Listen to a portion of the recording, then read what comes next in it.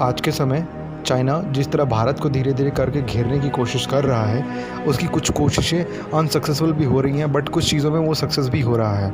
अभी हाल में ही उसने एक सूरज बना के और उसे ईस्ट नाम दे दिया था। ये ईस्ट कोई डायरेक्शन नहीं है, ये ईस्ट एक सूरज का नाम है। इसका एक फुल फॉर्म तैयार किया है उसने।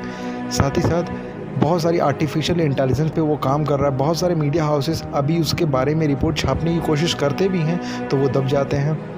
लेकिन अभी एक बहुत बड़ी आर्टिफिशियल इंटेलिजेंस और रोबोटिक पे वो काम करना स्टार्ट कर चुका है और ये काम 2010 से ही कर रहा है। लेकिन अभी इसके बारे में कुछ चीज़ें बहुत बड़ी इंटरनेशनल यूनिवर्सिटीज़ सामने ला कर रख रही हैं।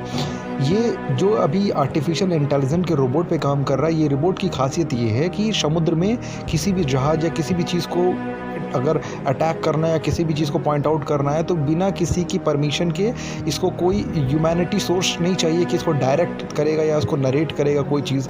ये अपने से अटैक करने में सक्षम है। इस टेक्निक पे काम कर रहा है। ताइवान स्टेट में 2010 में इस दिशा में काम शुरू कर दिया गया था और एक्सपर्ट्स कहते हैं बड़े बड़े कि आने वाले समय में समुद्र की संपदा पर कब्जे की होगी कार्रवाई। और चीन जो भी ये कर रहा है, इसको देख के लगता है कि धीरे धीरे ये इस ताकत और इस तकनीक पे बल दे रहा है। समुद्र में अपनी ताकत के इजाफे को लेकर चीन SI रोबोट पर काम कर रहा है। उस रोबोट का नाम SI है। समुद्र में अपने आर्टिफिशियल इंटेलिजेंस F5 पे काम कर रहा है जो पानी के नीचे छिप सकता है। और भी बहुत सारी इसकी अभी चीज़ें बाहर नहीं आ पाई हैं, लेकिन हाँ, धीरे धीरे करके ये सारी चीज़ें बाहर आ पाएंगी।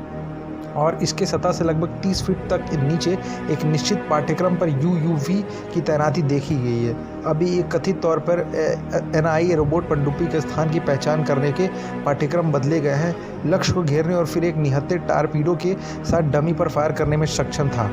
अब इस पे जो भी ये चीज़ कर रहा है, जो समंदर की जीतेगा वही दुनिया को नियंत्रित करेगा। ये बहुत ही लॉजिकल चीज़ है। बट धीरे धीरे जैसे चीन इस दौर में काम करना US को टक्कर दे रहा है और US को टक्कर देते देते वो ऐसी वेलफेयर नीति को अपना रहा है कि शायद वो नीति अभी पूरी दुनिया में किसी कंट्री के पास शायद ही हो।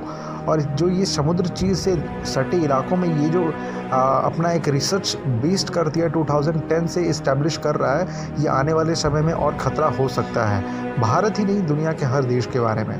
इस पे आपकी क्या राय है, हमें कमेंट करके ज़रूर बताएं।